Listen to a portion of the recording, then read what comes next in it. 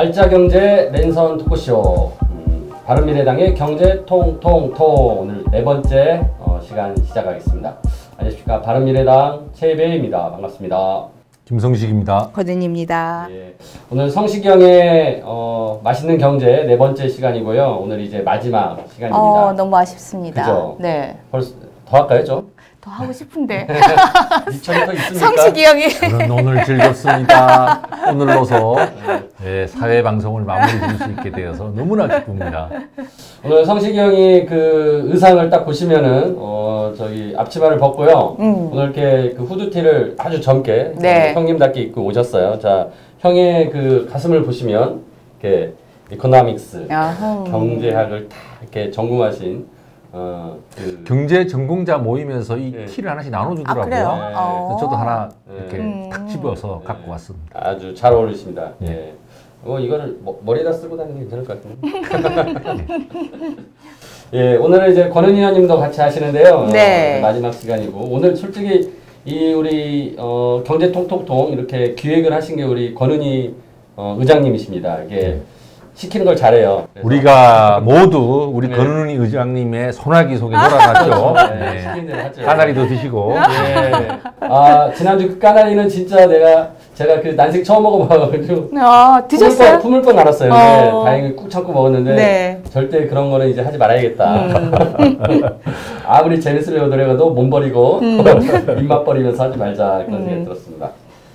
지금까지 3회 동안, 특히나 지난 3회차가 굉장히 그 조회수도 높았고요. 네. 그 주변에 많은 분들이 또 보시고 정말 유익했다. 그리고 재미도 좀 있었다. 그러니까 2회에서 제가 재미를 포기하자. 진지하게만 하겠다 했는데 3회에서는 역시 이렇게 역사적인 스토리를 좀 이렇게 가미하면서 재밌어졌습니다. 근데 재미는 제가 다 봤는데 재미는 나아지는 기미는 전혀 못 그래요? 느꼈고요. 아니, 그런데 예. 중독적이더라고요. 이게 너무나 중독성 있게 1화, 2화, 3화 이렇게 펼쳐지는데 그래서 정말 너무 아쉬운데요. 잘 봐주셔서 감사합니다. 근데 재미가 없다는 말은 맞는데 그러나 경제는 재미가 중요하지 않습니다. 맞아요. 네. 저희는 뭐 재미보다는 진지함 그리고 이렇게 저희가 정말 이렇게 중요한 내용들을 이렇게 대안을 또 제시해서 정부에 이렇게 또 국민들에게 말씀드리고 있는 거고요. 이게 어떻게든지 조금이라도 반영돼서 정말 우리 한국 경제에 도움이 된다면 재미를 포기해야죠. 예, 그래서 오늘 또 나름 준비했지만 그래도 또 재미있게 해보려고 노력하겠습니다.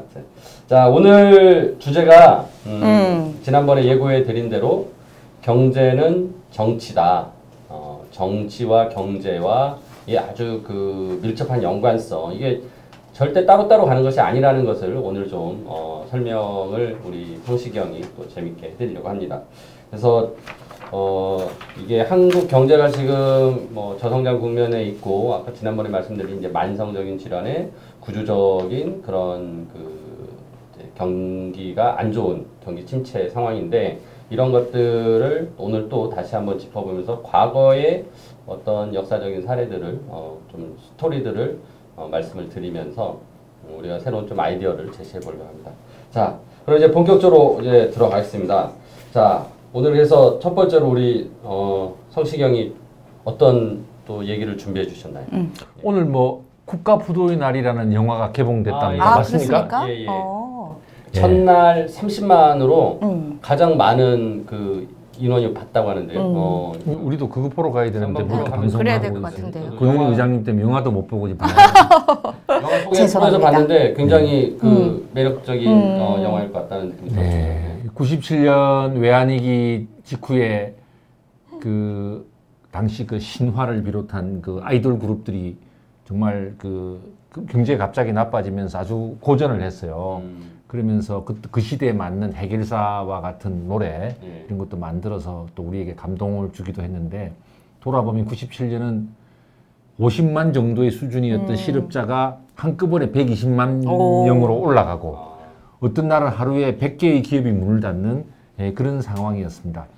제가 오늘 경제가 정치다라는 얘기를 주제로 말씀을 드리고 싶은 것은 경제라는 것은 끊임없이 새로운 상황에 맞게 자기 변화를 해나가면 좋아지는데 그냥 한 자리 머물러 있으면 더 힘들어지거든요. 근데 변화의 과정은 항상 고통도 따르고 또 이익 충돌도 생기고 예. 이런 것을 잘 조정하는 어떤 정치력이 뒷받침되지 않으면 경제도 좋아지기 어렵다는 것이죠. 97년도 외환위기 때 재밌는 일이 많았는데요. 아니 재밌다기보다 슬픔 속에서도 참 희한한 일이 많았는데요. 당시 그 IMF에서 우리나라에 와가지고 정부랑 이렇게 뭐 이렇게 합의문 썼잖아요. 합의 이행 각서 이렇게 정부랑 사인을 했는데 정부랑 IMF랑 둘이만 사인을 했겠습니까? 아니면 다른 사인을 한 사람이 있었을까요? 당시에 당연히 이제 정부가 요청을 했죠. 우리가 IMF에다가 하여튼 구제금융을 받겠다라고 했고 IMF가 여러 가지 그런 경제에 대한 어떤 변화를 추구할 수 있는 그 이행 내용들을 가져왔습니다. 대표적으로 이제 산업 구조조정 문제 또 법률 등의 이제 제도 개선, 그래서 뭐 기업들에 대한 뭐 상법을 개정한달지 여러 가지 그런 제도들을 가져와서 정부하고 그때 협약을 했죠. 네. 예, 캉드시 총재인가요? 그렇죠. 그렇게 했었는데 그 외에 또 정부랑 말고도 누가 했나요?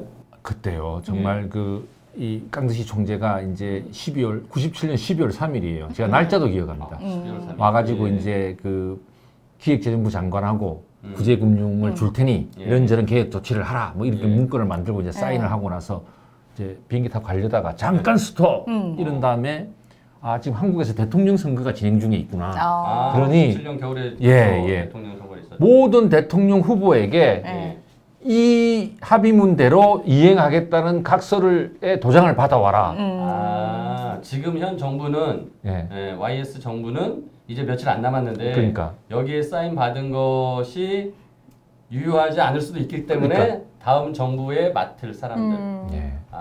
그러니까 당시 이제 외신은 매우 처절한 각서고 이례적인 각서다 이렇게 보도를 했을 정도로 왜 IMF가 경제적인 구제금융을 하고 경제적인 조치에 대한 내용으로 합의를 봐놓고 이걸 정치적으로 그렇죠. 당시 정부 관계자뿐만 아니라 대통령 후보에게 다 사인을 다 받았는가. 그래서 그때 대통령 후보가 누구였죠? 김대중 대통령은 후보. 당선이 되셨고 이인재 후보, 이해창 후보 있었지 않습니까? 어떤 후보는 TV 토론 준비하느라고 뭐 자료 보고 있고 어떤 후보는 이동하느라고 또 비행기 타려고 하고 있고 이런 차이에 이 IMF의 이 합의문을 서명하라고 각서를 쓰라고 다 온 거예요. 결과적으로는 각서를 다 썼죠. 세 분 다 쓰셨어요? 다 썼어요. 그러니까 이것을 무엇을 의미하느냐면 IMF 이후에 구제금융을 통해서 여러 가지 경제 개혁을 하는데 사회적으로 반발도 많을 것이고 기업 도산도 커지고 그렇죠. 굉장히 뭐 어수선할 거 아니에요. 이럴 때는 뭔가 이렇게 정치적인 공감대 속에 추진을 하지 않으면 안 되겠다고 IMF는 눈치를 챈 겁니다. 그리고 누가 대통령이 됨에 따라 이행 각서의 내용이 바뀔까 봐 미리 대통령 되기 전에 다 받은 거죠. 이게 기억나실지 모르겠는데 이 점이 바로 제가 오늘 주제 경제는 정치다라고 말씀드린 이 주제를 관통하는 어떤 하나의 극적인 장면 같은 것을 보여준다고 생각합니다. 정말 극적인데요. 경제의 어떤 정책의 추진력 혹은 견고한 어떤 추진의 방향 이런 것들과 연관해서는 결국은 정치가 중요하다는 것을 IMF는 알고 있었고 무리할 정도로 후보들에게까지 각서를 요구한 사건. 후보들은 꼼짝없이 각서를 썼던 사건. 그러니까 무리한 요구일 수도 있는데 솔직히 돈을 주는 IMF 입장에서는 그걸 안 받아가면 솔직히 나중에 어떻게 한국의 다음 대통령이 다른 말을 할지 모르기 때문에 그러니까 정치가 어떤 경제에 대한 명확한 담보를 해주지 않으면 이 경제에 대한 불확실성은 더 커진다라는 거죠. 네. 그러니까 그런 측면에서 그때 이제 그 대통령 후보 3명이 다 일일이 이른바 보증동의 각서를 쓴 거죠. 이렇게 했던 일이 기억이 납니다. 그만큼 우리에게는 아픈 겁니다만 사실은 겨우 220억 달러 구제금융 받은 거예요. 그 당시에. 요새 우리나라 수출이 거의 뭐 6천억 달러에 가까운 거에 따지면 그때 200억 달러가 없어서 우리 칩이 떨어져서 뭐 경제 자체가 망가진 것도 아니고 그 외환이 떨어져서 그러니까 유동성이 아주 단기적인 유동성의 이제 악화로 저희가 이제 당장 갚을 돈이 없어가지고 결국은 부도를 맞이했던 상황이었죠. 그러니까 그 전에 사실은 정치가 잘 돼서 네. 노동개혁이나 산업구조조정이나 이런 걸 잘 했으면 외환위기를 안 맞았을 텐데. 그러니까 그 전에 사실은 정치적인 합의 속에서 이런 말씀하신 그런 변화와 개혁을 이뤄냈다면 그렇죠. 그 이렇게 강제돼서 합의하는 이런 상황이 초래되지는 않았을 텐데. 아주 뭐 네. 정확하신 말씀입니다. 그런 점이 우리한테는 교훈이죠. 그 점이 그런 교훈이 솔직히 지금도 유효하지 않을까 싶습니다. 그러니까 지금의 이제 이 구조적인 장기 침체가 이제 지금 다들 인정을 할 수밖에 없는 네. 상황인데 이럴수록 이제 결국 현재 정치의 어떤 역할이 더 커지는 것 아닌가?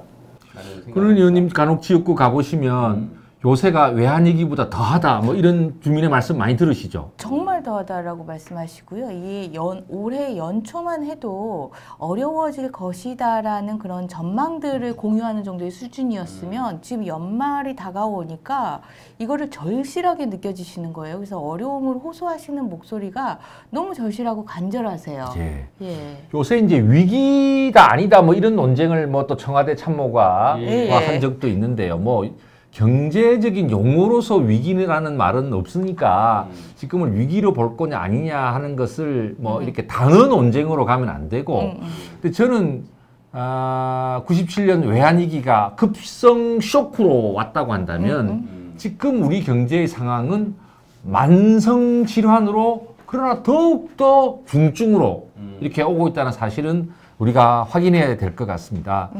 그래서 그때 외환위기 때는 아까 우리 권은희 의장님도 말씀해 주셨지만 어쨌든 강제적으로 IMF가 그 구제금융 해주고 강제하는 것이 있으니까 뭐 안 받을 수 없는 측면도 있었고 그때 우리 국민들이 극모으기 운동을 하면서 맞아요. 애국적으로 좋아 그러면 이번에 위기 극복해보자는 이런 것도 있었고 그렇죠. 네. 그런데도 어쨌든 그 대통령 후보 모두에게 각서를 받았어야 될 정도로 예. 어떤 정치적인 집중성이 요구됐던 사안이잖아요. 네. 위기 극복에 있어서.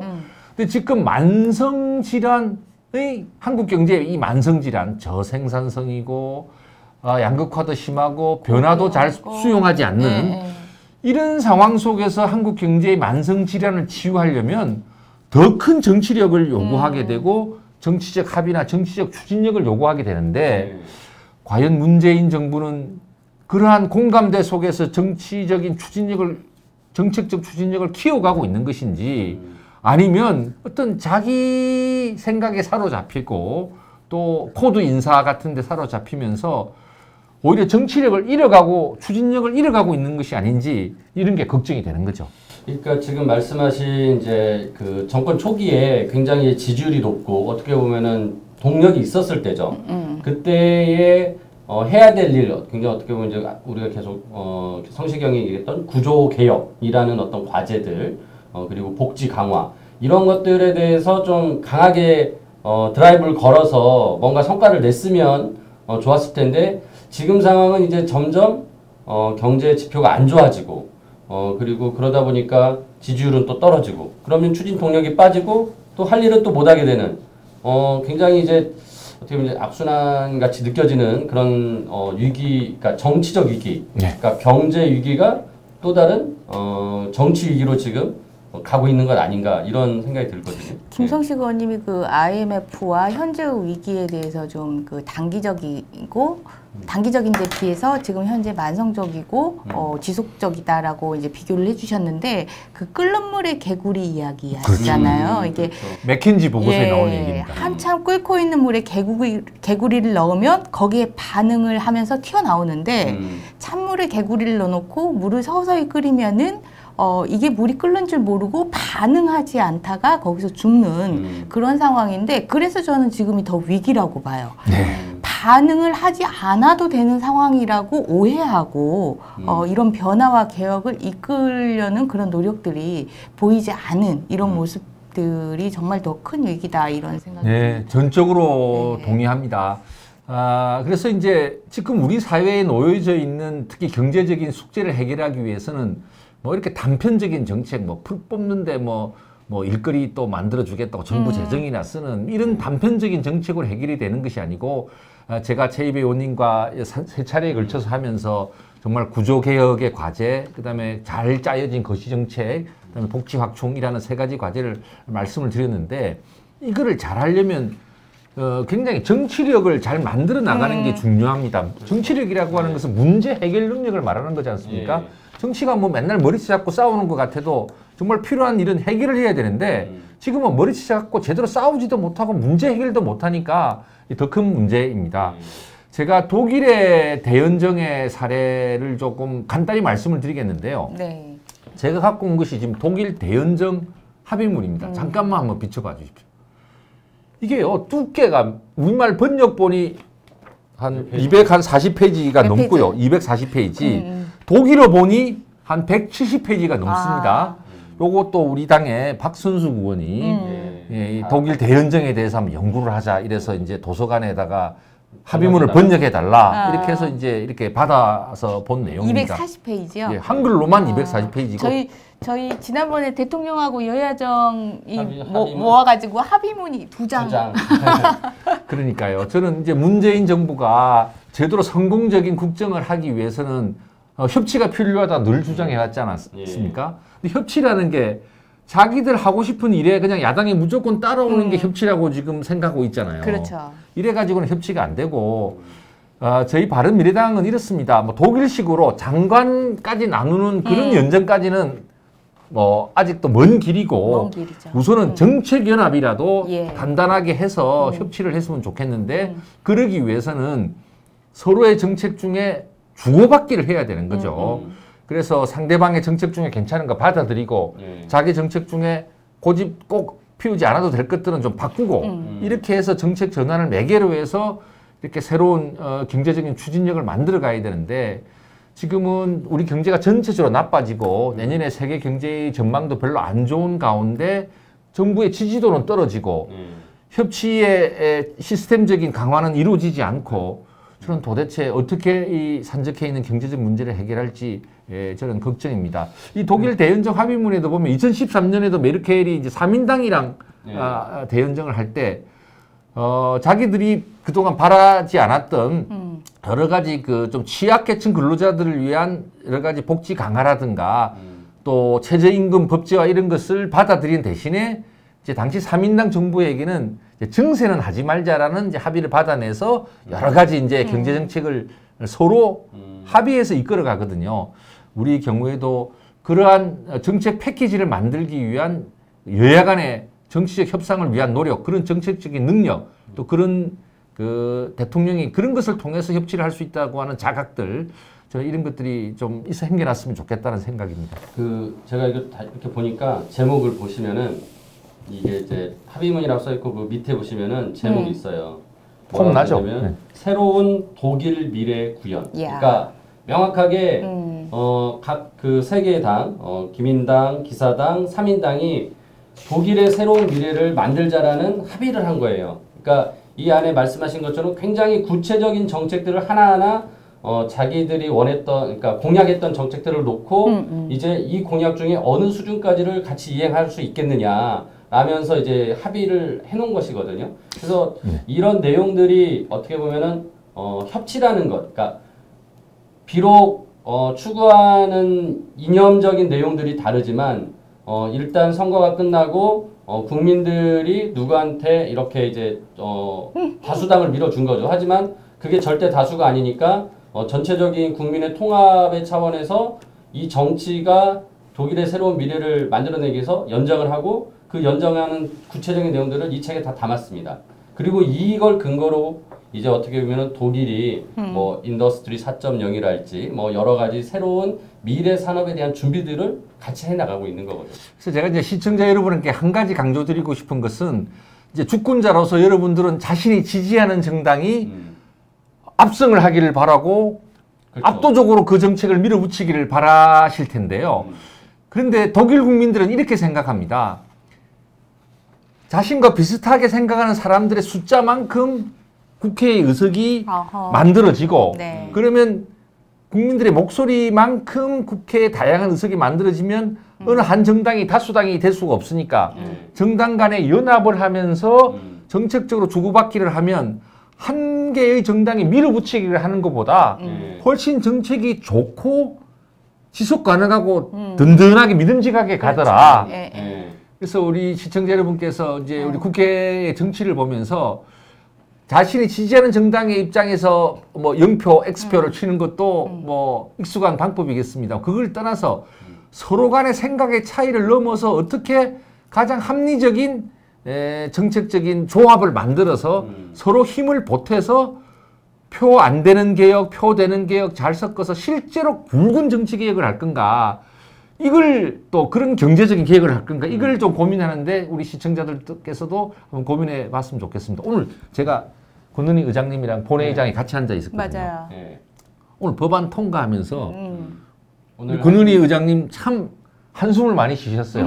왜 한숨을 많이 쉬셨어요? 60개 정도 저희 법안 통과됐는데. 저희가 사실은 네. 오늘 주제가 경제는 정치다라잖아요. 이 정치가 정말 이 경제라고 경제 정책의 합의를 이끌 만큼 정말 중요한 이런 문제고 이런 부분들이 본회의장에서 다뤄져야 되는데 오늘 그 본회의장에서 다루어진 법안들은 정말 이제 그 의원들이 꼭 하지 않아도 되는 그냥 자꾸 수정하거나 예. 뭐 이런 한문을 한자로 한글로 바꾸는 정도 네. 뭐 이런 과태료 정도의 200만 원에서 500만 원 하는 게요. 7개인가 8개인가 올라왔어요. 그러니까요. 어떤 의원님이 그거를 쭉 냈더라고요. 예. 그런 법안들이 본회의장에서 계속 다루어지고 있는 현실이고요. 그래서 그런지 우리 최인식님 정치가 오히려 경제를 망쳤다라고 이렇게 얘기를 하고 계시고 우리 황지연님은 또 새로운 프레임을 제시해 주셨어요. 경제는 성시경이다. 이거는 공감합니다. 네, 하여튼 오늘 저 본회의장에 앉아 있으면서 저나 권은희 의원님이나 저희 옆자리거든요. 네. 정말 해도 그만 안 해도 그만에 이런 법만 통과시키고 있으니 이런 정치를 가지고 경제나 사회를 어떻게 더 좋게 만들 것인가 함께 고민을 많이 했었습니다. 근데 이제 이게 정치가 진짜 제대로 된 역할을 해서 뭐 결국은 이제 국가의 모든 운영에 뭐 큰 역할을 하고 뭐 거기 특히나 이제 먹고 사는 문제인 경제 문제를 어떻게 잘 풀어주느냐가 중요하고. 근데 아까 말씀하신 이제 독일의 사례처럼 이게 결국은 협치가 돼야 되는 거거든요. 그러니까 서로 자기의 지지 기반이 있는 그 지지 세력만 볼 것이 아니라 국민 전체적으로 국가 전체적으로 어떻게 할까를 봐야 되는 것이거든요. 이제 그런 면에서 또 역사적으로 좋은 선례들이 또 있을 것 같거든요. 링컨 대통령 잘 아시죠? 예, 미국의 링컨 대통령 모르는 분은 없겠죠. 그 노예를 해방시켰다는 것뿐만 아니라 연방이 해체될 위기에 있는 것을 예. 해체되지 않게 했던 예. 정말 위대한 대통령인데 예. 링컨 대통령이 공화당 경선할 때 예. 몇 등 했던 거로 생각하십니까?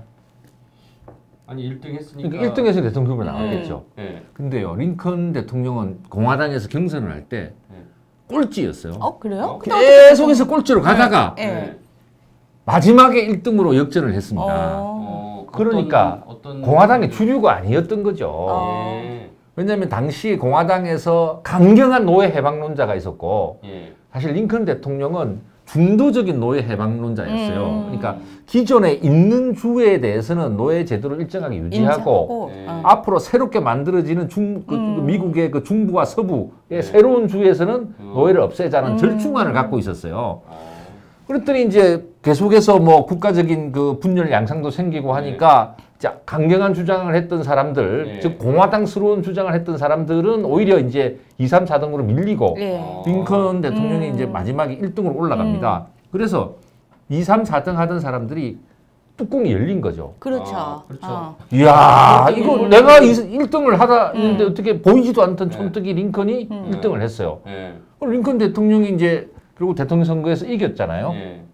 이겨도 지지 기반이 별로 없어요. 없죠. 취약하죠. 네. 자기 주변에 사람이 없었겠네. 꼴등이다 보니까. 그래서 링컨이 어떻게 하느냐면 그 자기보다 앞에 1, 2, 3등을 달리던 경선 후보를 일일이 만나서 꼬셔가지고 국무장관 맡아달라. 재무장관 맡아달라. 경쟁자들을 이렇게 법무장관 맡아달라. 예. 그래서 수워드 국무장관을 포함해서 재무장관, 이 법무장관 등이 다 경선 때 자기보다 앞서 달리던 경쟁자였던 그 사람들을 시켜서 미국에서는 이걸 역사적으로 팀 오브 라이벌즈, 라이벌로 구성된 팀이다. 이렇게 해서 경쟁자였는데 그 사람들 다 끌어들여서 자기 팀으로 만들어서 같이 해낸 거. 그래서 노예 해방이라고 하는 그 큰 역사적 과정을 해내는 것이고 남북 전쟁 때도 원래 이 사실 이거 남부군이 막강했어요. 그랬죠. 예. 근데 이제 전쟁을 하기 위해서 이기려면 어떻게 해야 되겠냐? 옛날 민주당, 그러니까 링컨은 공화당 출신이잖아요. 옛날 민주당 출신이 스탠튼이라는 사람을 전쟁 장관을 시켜요. 전쟁 장관은 전쟁에 관한 모든 군수물자 지원이나 이런 걸 다 하는 사람이거든요. 스탠튼은 정말 열심히 이 일을 해내요. 그래서 말하자면 상대방 정당의 사람을 전쟁 장관이라는 핵심 보직에 갖다 놔. 가장 중요한 국가적인 과제였던 그 당시에 남북 정쟁의 수장으로서 그 상대방 당의 임무를 갖다 심었다는 거죠. 네. 그래서 이런 것들이 이제 그 미국이 당시 연방이 깨지지 않고 또 노예 해방이라고 하는 큰 흐름 속에서 미국의 시장 경제가 획기적으로 발전하는 이제 그런 토대를 만드는 것은 이와 같이 경쟁자도 끌어안는 정치 이런 것이 이제 주요했다는 것이고. 그러니까 링컨의 이런 그 정부 구성과 관련해서 문재인 대통령 초기에 사실은 많이 요구를 했죠. 그렇죠. 이런 정부의 구성을 좀 해달라. 그래서 우리 대한민국의 정말 갈등을 이제는 좀 극복을 해달라라는 요구를 많이 했는데 오히려 그 뒤로 우리 최이배 의원님이 발간한 백서에 따르면 하루에 한 명씩 낙하산 인사, 낙하산으로 그냥 그걸 또 어떻게 다 자료 뒤져서 해냈는지 몰라요. 우리 최이배 의원님도 참 정말. 대단하신 분입니다. 아, 예. 요컨대 그러니까 자기끼리끼리 안 하고 네. 경선 때 경쟁을 세게 했던 사람, 심지어 정당이 다른 스탠튼 전 그 민주당 출신의 그 인재까지 전쟁 장관도 쓰는 이렇게 할 때 오히려 미국 문제의 해결 능력이 커졌다는 거죠. 그렇죠. 링컨의 자서전을 보면 이런 말이 나옵니다. 아니 짐을 같이 나누어지면 좋은 거 아니냐. 생각을 이렇게 하는 거죠. 저는 뭐 이런 리더십들이 팀 오브 라이벌스 같은 리더십들이 하나 좀 봤으면 좋겠고 최근에 이제 우리가 또 독일에서는 또 슈레더 개혁 이야기가 많이 나오고 있지 않습니까? 이 책 그 슈레더의 개혁 국회의원들이 일독을 다 했을 만큼 이 슈레더의 개혁이 대한민국에 꼭 필요하다. 이런 개혁에 대한 의사의 합치가 꼭 필요하다라고 다들 느끼는 건데. 최이배 의원님은 제대로 봤는지 모르겠어요. 슈레더 보셨어요? 개혁에 대해서 한번 설명을 해봐 주시죠. 그냥 대각선으로만 읽었어요. 까나리 오늘 있었으면 한 잔 제대로 드시는 건데. 하태경 의원님 지각하고 들어오셨네요. 그리고 조금 전에 우리 김성식 의원님 옆집에 사시는 우리 오신환 의원님 신고하셨던데 옆집에 사시면 열심히 댓글 다세요. 그래서 제가 또 슈레더 얘기를 잠깐 드리는 이유는 콜 총리가 이제 독일 통일 이후에 16년을 집권을 했지만 뭐 나름대로 좋은 역할도 많이 했어요. 그런데 이제 이 통일 과정이라는 게 쉬운 게 아니잖아요. 그렇죠. 그래서 성장률이 0%대로 떨어지고 실업률이 독일의 실업률이 11%, 12% 이렇게 엄청 낮고 청년 실업률은 앞에 20자 글자가 나올 정도였어요. 그렇게 준비를 하고 했는데요. 그런데 이제 이런 상황을 극복하기 위해서 이제 슈레더 3인당 정부가 이제 오랜만에 들었었어요. 근데 이제 슈레더 총리 생각은 이런 거죠. 이 노동을 개혁하고 유연하게 만들지 않으면 일자리도 줄어들 거다. 그래서 이제 하르츠 위원회를 만들고 해서 개혁을 합니다. 3인당이라는 것은 노동조합을 기반으로 하는 정당이잖아요. 게르하르트 슈레더 독일 총리는 노동자들한테 호소하면서 실업급여 지급 기간을 줄여요. 단축시키고. 거의 3년 가까이 주던 거를 1년에서 1년 반. 물론 우리나라는 지금 6개월밖에 안 주고 있으니까 우리나라는 오히려 1년 좀 늘려야 되는데 하여튼 32개월씩 주던 거는 줄이는 대신에 이제 급여 수준은 또 올렸어요. 그다음에 정규직 고용을 조금 그 보호를 완화하면서 임시직과 같은 유연한 일자리가 많이 생기도록 했어요. 지금 독일은 성장률이 그 0%대로부터 탈출을 했고요. 실업률은 이미 한 자릿수로 줄어져 있습니다. 그래서 지금 메르켈 총리가 슈레더 총리가 정말 자신의 정치적 이익을 고려하지 않은 이런 과감한 계획을 해서 오늘의 독일이 있을 수 있다 하고 이렇게 리스펙트를 하는 그런 상황이죠. 이와 같이 저는 문재인 정부는 바로 문재인 정부가 진보 정부를 자임하는 만큼 오히려 그런 좀 노동조합이라든가 또 진보적인 시민단체에게 여러 가지 변화를 요구하고 그러면서 기득권도 개혁해 나가는 이런 동력을 확보하는 게 필요한데 지금 과연 그렇게 하고 있는지 이 점이 걱정이 되는 거죠. 아닐걸요. 그 아까 말씀드렸던 대통령과 여야정 그 5당 합의에서 이런 그 노동개혁 부분으로 하나 다루어진 게 이제 탄력근로제 기간 확대 문제 이 부분이 다루어졌었는데 이 부분을 연말까지 처리하기로 철석같이 약속해놓고 예 지금은 그 약속을 시작 버리듯이 내팽개친 그런 상황입니다. 그래서 아니신 것 같습니다. 네. 성시경 어떻게 하면 네. 좋을까요? 노동계의 반발이 지금 굉장히 네. 거세죠. 그래서 뭐 막 파업한다고 막 하고 국회 와서 막 그 또 이렇게 집회도 하고 막 이렇게 하면서 굉장히 압박을 하고 있습니다. 근데 지지 기반에 대해서 오히려 더 솔직하게 얘기하면서 장기적인 국가의 미래를 위해서 우리가 좀 양보할 거 양보하고 이렇게 바꿔나가자, 개혁해보자라고 용기 있게 그 다가서야 되는데 이제 그런 부분에 있어서는 아직은 부족한 것 같습니다. 그러니까 네. 제가 그래서 우리가 지난 국감 때 문재인 정부에 대해서 그런 부분에 대해서 좀 비겁하다라는 평가를 했던 부분이 바로 이런 부분 아닐까 싶습니다. 네, 지금 뭐 자유한국당이 노동계랑 대화를 할 수는 없잖아요. 진짜 또 박근혜 정부 시절에 여러 가지 노사정 협의를 해 나가다가 갑자기 그냥 노사정 협의를 깨트리고 취업 규칙을 또 하향 조정하기 위해서 또 정부가 노동자의 동의도 안 받는 그런 또 지침을 만들어서 어렵게 만드는 다 합의문을 깨고 했던 그 당사자가 어떻게 할 수는 없단 말이에요. 그러면 문재인 정부가 앞으로 노동계랑 생산성을 어떻게 올릴 건가? 또 노동자들 사이에서의 임금 격차를 줄이기 위한 것을 어떻게 할 건가? 저는 이 점에 대해서 노동계랑 진지한 대화를 해야 된다고 생각합니다. 특히 지금 자동차 산업이 엄청나게 어렵잖아요. 너무 어려워요. 예? 네. 지금 자동차는 고용이 거의 직간접 고용을 따지면 거의 100만에 가깝고요. 네. 그 산업 연간 효과는 조선업에 비할 수가 없습니다. 네. 그런데 이미 산업이 어마어마한. 우리 자동차 산업이 위기가 닥쳐 있지 않습니까? 네. 이 상태로 조금만 더 가면 조선업처럼 되지 말라는 법이 없습니다. 그렇게 따지면 이 정부는 어떻게 자동차 산업 노동조합과 어떤 방향을 가지고 대화를 할 거냐 깊은 고민을 해야 되는 것이죠. 그러니까 노사 간에는 지금 생산성을 위한 협력과 연대가 필요한 상황이고 노동자와 노동자 간에는 즉 조금 괜찮은 대기업이나 공공부문 노동자와 또 취약부분 노동자들 사이에는 또 임금 격차를 줄이기 위한 또 때로는 동일 노동 동일 임금을 실현하기 위한 이런 연대가 필요한 거거든요. 이것은 굉장히 고도의 정치력을 요구하는 것이죠. 이게 무슨 법 뚝딱 만든다고 해결되는 게 아니잖아요.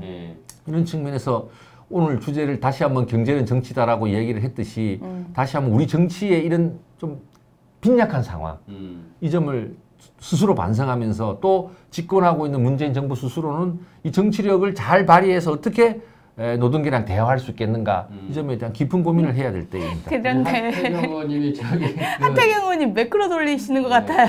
댓글을 쭉 달아주셨는데 슈레더의 와이프가 한국 분이라고 결혼한 지 얼마 안 됐죠. 나이 차이가 좀 나지만 그런 얘기도 민노총 무섭다 쓰셨는데 우리 하태경 의원님이 가장 요즘 최근에 이렇게 열심히 또 떠드는 그러니까 집중해서 말씀하시는 내용이 이제 고용세습, 채용비리 문제입니다. 그러니까 지금 우리가 쭉 얘기하는 부분이 노동 개혁에 대한 부분을 얘기하고 있는데 어떻게 보면은 대기업의 노조, 공공기관의 노조들이 어떻게 보면은 지금은 굉장히 급여 수준도 높고 그래서 어떻게 보면 기득권화되고 있다라고 지금 이제 비판을 받지 않습니까? 근데 그런 분들이 지금 이제 고용 세습이랄지 또 채용 비리에 이제 연관이 돼 있어서 지금 굉장히 많이 이렇게 또 논쟁에 초점이 됐죠. 근데 결국은 가장 중요한 거는 지금 이제 딱 성시경 말씀하신 대로 노동 개혁이 굉장히 필요해요.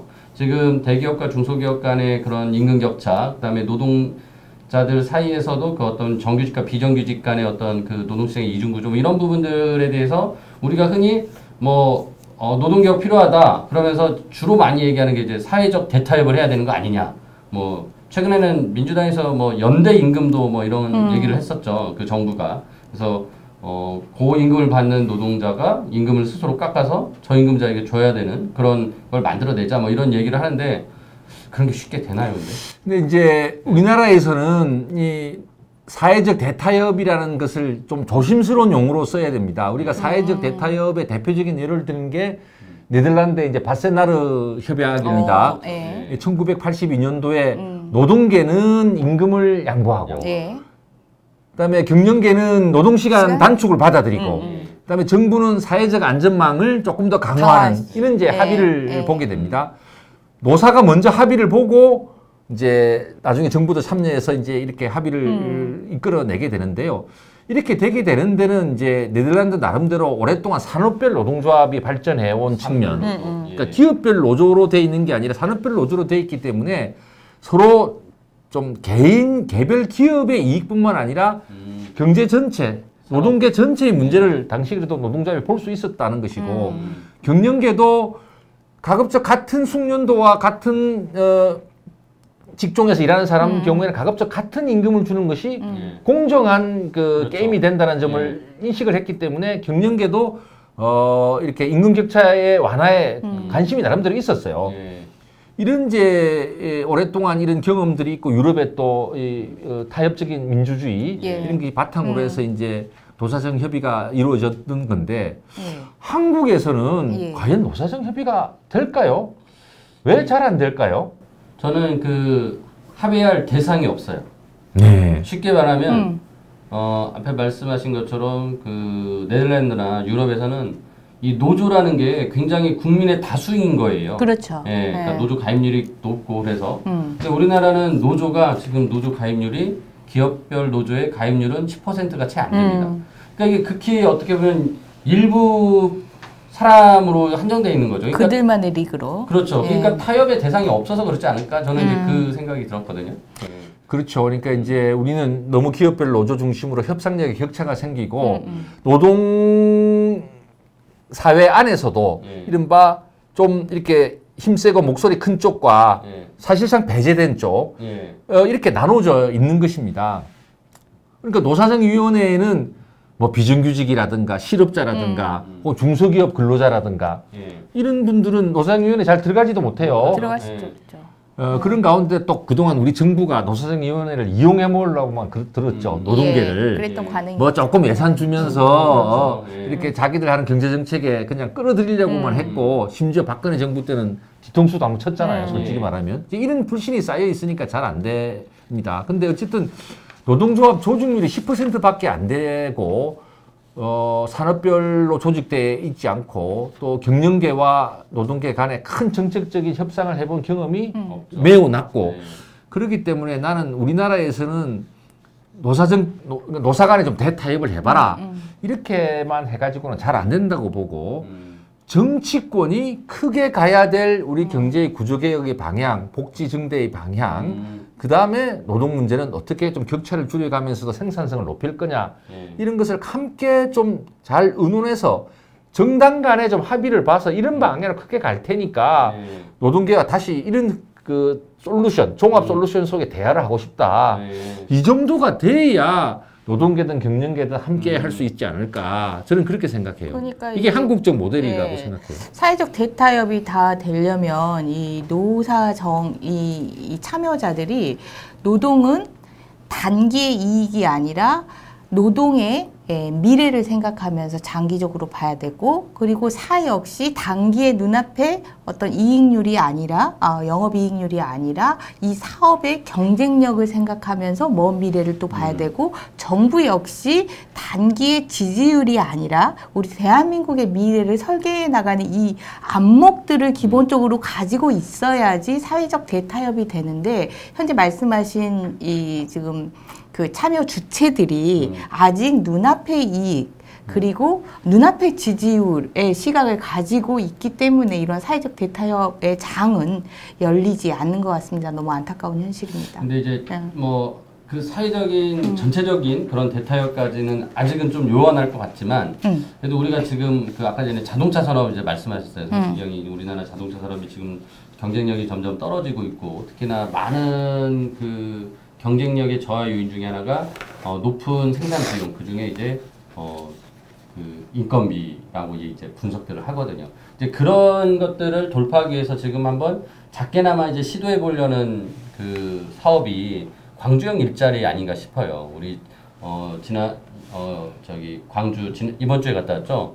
화요일날 가서 이제 광주형 일자리 그 산단에 가서 한번 현장도 보고 얘기도 듣고 저희가 나름 이렇게 이렇게 좀 어떻게 하면 잘 됐으면 좋겠다라는 얘기도 했는데 우리 이제 권은 의원님이 또 이제 광주여서 네, 국감 때부터 쭉 살펴봤는데 방금 우리가 중요해 진단했던 네. 대한민국에서 이 사회적 대타협이 나오기 힘든 환경들을 지적을 했잖아요. 근데 광주형 일자리가 마찬가지. 전형적인 그 대타협이 그래서가 나올 수가 없구나를 보여주고 있는 오히려 지금 상황에 작은 성공 사례를 만들어 보려고 하는데 오히려 어려운 문제들을 다 가지고 있는 것을 그대로 다시 보여주는 대한민국의 모습이다. 현재의 문제를 그대로 그 진행 상황에서 보여주고 있는데 먼저 이 사회적 대타협은 우리 김성식 의원님이 말씀하셨지만 노사 간의 이 합의, 자율적 합의가 가장 중요하고 거기에 정부가 뒷받침을 해주는 그런 순서로 와야 되는데 지금 광주형 일자리는 정부가 끌고 가고 노사가 여기에 끌려오는 이런 이제 상황을 보여주고 있고요. 노사 역시 지금 우리 이런 새로운 일자리 모델이 대한민국에 필요하다라는 그런 이제 인식 그리고 이런 새로운 일자리 모델을 통해서 기업의 이익이나 노동자들의 일거리의 문제가 해결될 수 있다라는 그런 장기적인 안목을 가지고 이 타협의 장에 들어오는 게 아니라 현재의 아니면 눈앞의 단기에 이익을 침해받을 수 있다라는 그런 시각들을 가지고 이 타협을 하다 보니까 지금 현재 매우 지지부진한 상황입니다. 어떻게 보세요, 광주형 일자리? 저는 뭐 광주형 일자리 자체는 처음부터 실현되기가 매우 쉽지 않거나 혹은 전제 조건이 있었던 그 프로젝트라고 생각합니다. 그것은 무슨 말이냐면 이미 있는 자동차 산업 내에서 임금 격차를 줄이기 위한 노력과 함께 가지 않으면 아마 광주만 따로 조금 낮은 임금으로 자동차 공장을 가동한다는 것이 지속 가능하지가 않게 되는 거죠. 그러니까 기업이든 노조든 다 안 받아들이게 되는 그런 상황이라고 봅니다. 차라리 현재 있는 노동조합과 장기적인 그 생산성을 높이기 위한 협약을 어떻게 하고 그와 함께 고소득 조금 임금을 많이 받는 쪽은 임금을 자제하면서 그 하도급 쪽이나 부품업체 쪽으로 어떻게 이걸 좀 줄고 임금도 좀 그쪽을 더 올릴 수 있는지 그래서 그쪽의 생산성도 높이도록 어떻게 할 것인지 저는 이제 이런 논의들이 쭉 돼 왔어야 된다고 보는데 그런 것 없이 그런 게 어려우니까 그건 덮어두고 광주에서 특별한 대한민국의 갈라파고스 같은 다른 모델을 하나 만들어 보자고 한다면 이게 쉬운 일이 안 된다. 쉬운 일처럼 되지 않는다. 그리고 설사 타결되더라도 지속 가능성은 문제가 된다. 이렇게 말씀드리고 싶습니다. 하태경 의원님 질문 주셨어요. 그러니까 광주형 일자리가 회사와 정부가 협력해서 그냥 광주형 회사 하나 만들고 그냥 사람들을 채용하면 되지. 굳이 왜 노조의 동의를 받냐. 이해가 안 된다라고 하셨는데 그건 이것 때문에 그래. 현대자동차가 광주형 일자리를 통해서 이제 광주에 공장을 지으려 하면 지금 현대자동차 노동조합의 동의가 필요하도록 단체 협약이 돼 있거든요. 그러니까 이제 현재 새로운 회사가 완전히 만들어지는 게 아니라 현대자동차의 하나의 회사가 되는 것이기 때문에 기존의 노조와의 협약이 거기에서도 적용될 수밖에 없는. 아니 별도의 회사를 만들어도 노조의 동의를 받도록 지금 단체 협약이 돼 있다니까요. 공장을 옮겨도 노조의 동의가 필요하고 새로 지어도 노조의 동의가 필요하고 지금 현재 이런 단체 협약이 되어 있는 상황입니다. 그래서 이제 저는 뭐 이 문제를 하나하나 따지기는 시간이 없고 요컨대 정치권에서 이렇게 그냥 강 건너 불 구경하듯이 혹은 또 집권 세력이 자기들만 어떻게 아둥바둥 해서 해본다든지 저는 이런 방식으로는 잘 안 된다고 봅니다. 노동개혁을 포함한 구조개혁의 여러 가지, 뭐 재벌개혁도 포함하는 얘기입니다. 이런 것들을 놓고 정치권이 큰 틀에서 합의를 봐서 정책적 추진력을 확보하는 것, 그런 걸 바탕으로 해서 차근차근 각 경제주체들 노동계를 설득하기 위한 이런 그 노력을 하는 것, 이게 굉장히 중요하다 이런 생각을 저는 거듭거듭 하고요. 그런 면에서 지금 이제 그 결국 정치의 역할이 얼마나 중요하냐에 대해서 그 계속 사례를 좀 이렇게 외국 사례들을 봤어요. 그러니까 아까 독일 저기 대연정 봤고 그다음에 이제 네덜란드. 링컨이 이제 그 팀 오브 라이벌스. 이제 발음이 잘 안 되시네요. 하여튼 그렇게 했고 그다음에 또 슈레드 총리가 했었던 이제 또 그 하르츠 개혁이 있었고 네덜란드에 또 바세나르 협약. 바세나르 협약이 있었고 뭐 이제 이런 것을 쭉 봤는데 우리나라에서는 없었나요? 그게 뭔가 협치가 잘 된 사례가? 저는 이제 제가 좀 젊었을 때 일인데요. 외환위기 때 이제 DJP 연합으로 정권을 잡았잖아요. 예. 그래서 저는 수평적 정권 교체가 이루어진 것은 굉장히 의미가 있었지만 DJP 연합은 야합 아니야? 뭐 이런 생각도 없지 않아 있었어요. 네, 그런 비난도 많이 있었죠. 당시 또 그런 네. 생각을 한 사람도 네. 많았어요. 그런데 외환위기를 맞으면서 제가 다시 한번 생각하게 될 때 DJP 연합 정부가 아니었으면 외환위기를 저렇게 잘 극복했을까?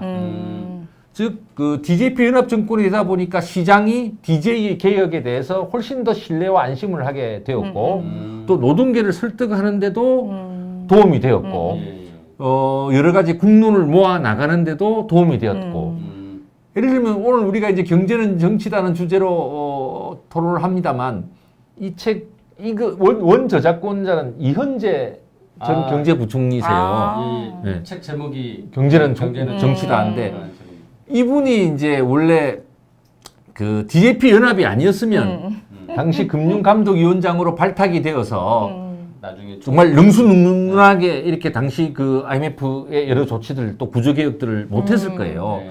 이런 걸 보면 참 DJP 연합이 당시에 기업도 무너지고 노동계는 노동계대로 어려워지고 어려운 사람들은 막 거리에 모여서 시위하고 이런 상황 속에서 DJP 연합이 아니었으면 과연 그만한 설득력을 가졌을 건가 이런 생각을 하태경 해보고. 의원이 반론을 피시는데요. 바른미래와 태극기 연합 수준이라고.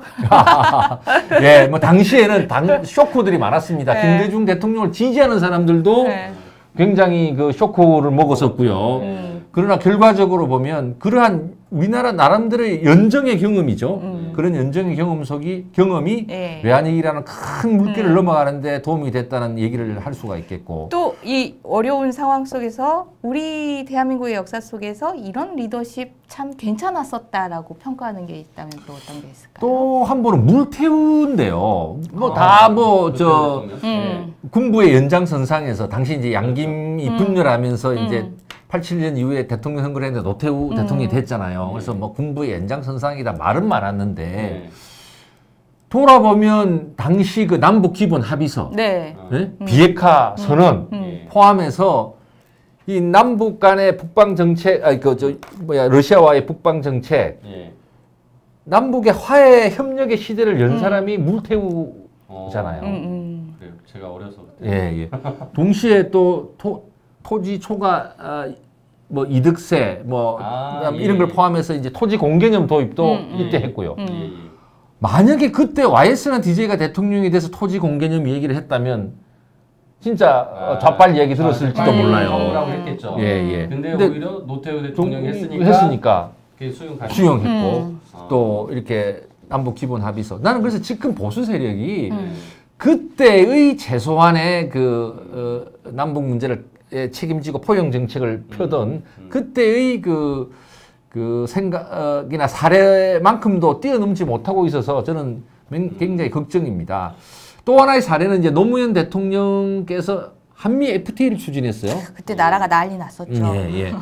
만약에 그분이 추진을 하지 않았고 보수적인 정부에서 이걸 추진했다면 더 뒤집어졌을 거예요. 네. 나라 팔아먹는 난리 났었겠죠. 노무현 대통령이 개방 경제를 통해서 우리의 경쟁력을 더 확보해야 된다고 이제 한미 FTA를 했는데 그 한미 FTA가 우리나라의 손해를 보는 FTA다고 얼마나 난리쳤어요.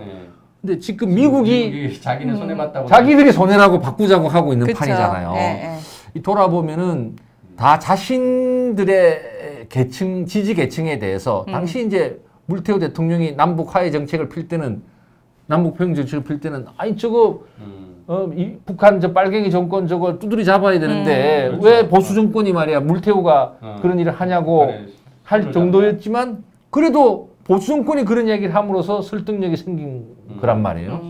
또 노무현 대통령이 FTA를 추진한 것도 마찬가지고 DJP 연합도 마찬가지입니다. 그래서 지금 우리 정치권이 뭐 그 작은 이익을 뛰어넘어서 우리 경제가 지금 너무나 어려운 만성 질환의 상태, 장기적인 침체 상태, 아주 구조적인 문제가 아주 잔뜩 놓여져 있는 이런 상황이라 정말 정치권이 정치력을 발휘했으면 좋겠어요. 그래서 오늘 우리가 로텐다홀에서 피켓 들었죠. 야3당이 이제 우리 선거법, 그러니까 선거구제를 지금 이게 소선거구제 다수 대표제가 아니라 국민들께서 참 이해하기도 어려운 연동형 비례대표제.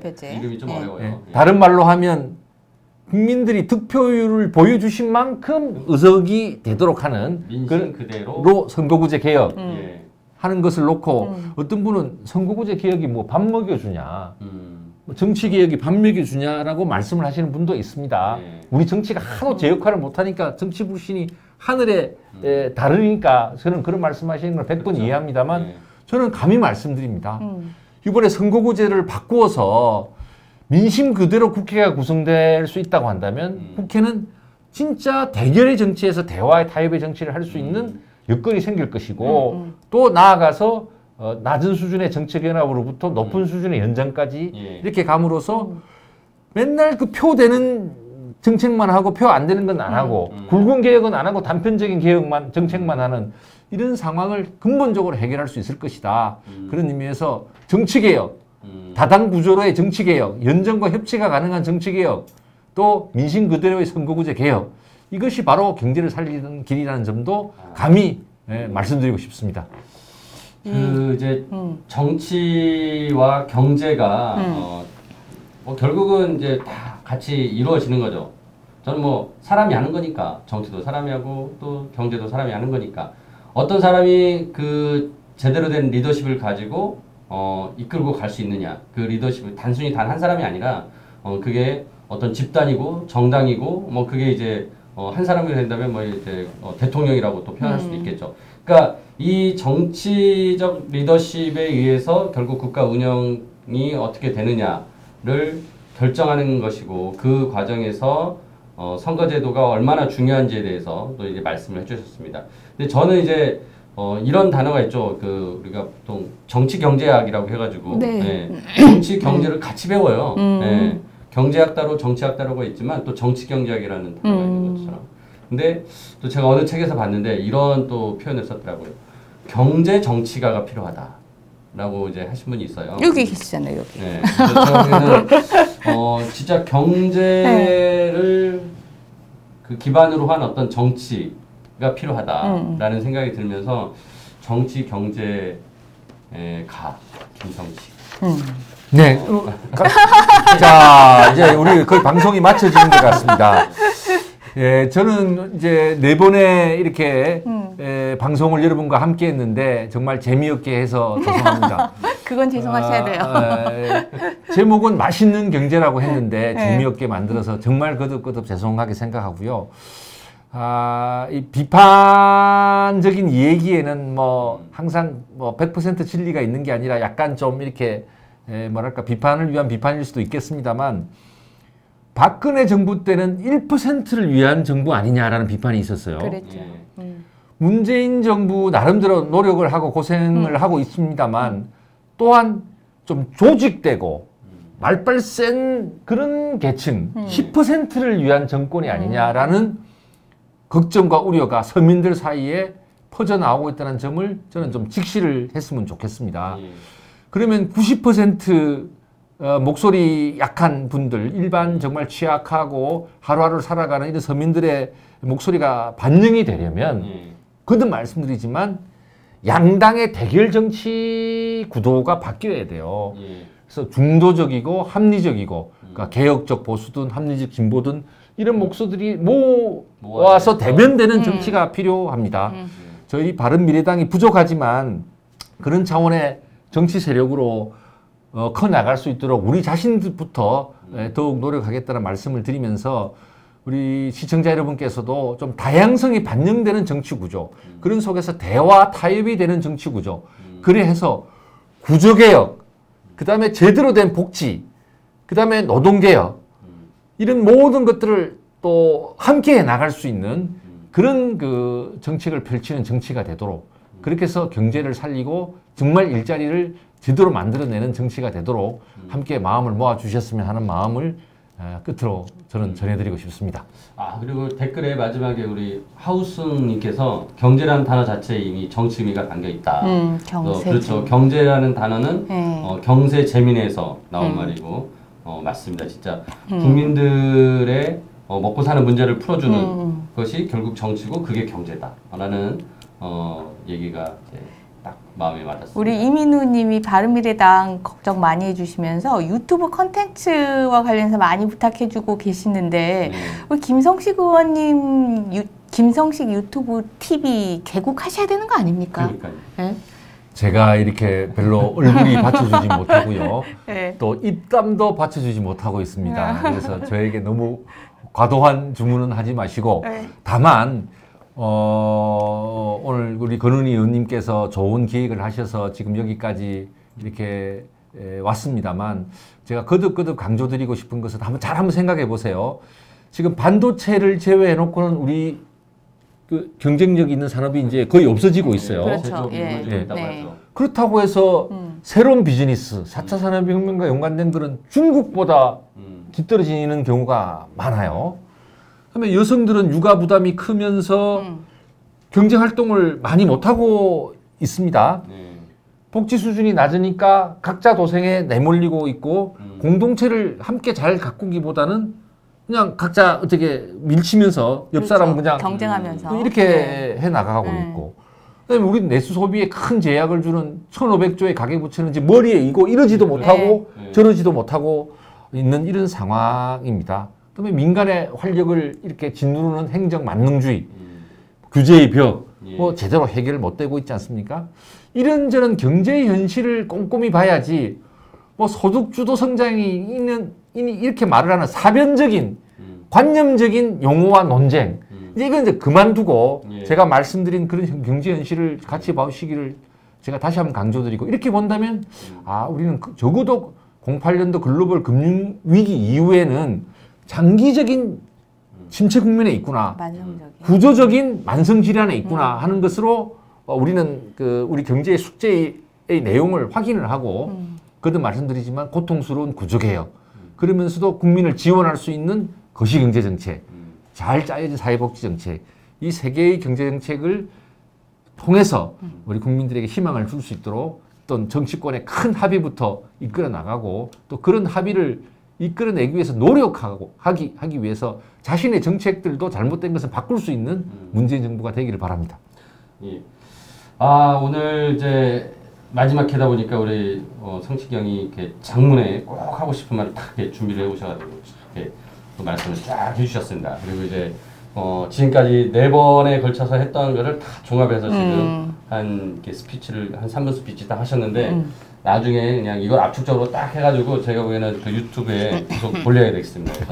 그래서 진짜 국민들이 더 많은 또 정부 관계자들이 이런 얘기를 좀 듣고 진짜 좀 정책에 반영을 해주기를 정말 기대하고 꼭 좀 해주기를 좀 부탁드리겠습니다. 네, 같이 노력합시다. 예, 자, 네, 저도 마지막으로 예. 인사드리면서 저는 특별한 약속을 우리 성시경이 아직 유튜브 개국에 대해서 아직까지 적극적인 입장을 가지고 계시지 않은데 제가 옆에서 계속 유튜브 개국을 하는 그날까지 열심히 노력을 하겠습니다. 그리고 지금 현재 하태경 의원님도 아까 말씀하셨는데 하태경 TV는 개국이 되어 있습니다. 그리고 오늘 댓글 함께 해주신 오신환 TV도 개국이 되어 있습니다. 그래서 저희들이 12월 달에 하태경, 오신환 유튜브 TV 개국 이벤트를 열어드릴 예정입니다.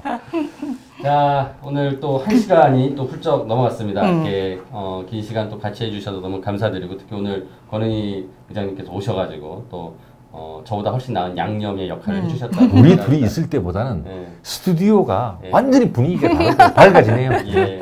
보니까 물광 피부로 얼굴도 바짝바짝 잘 나온 것 같습니다. 화면빨 아주 죽입니다. 예.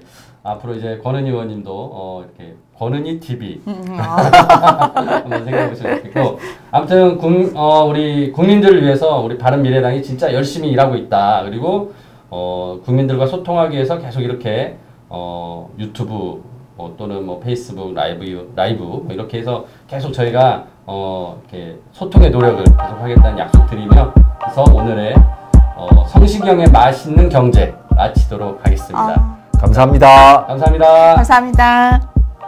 마지막 방송입니다.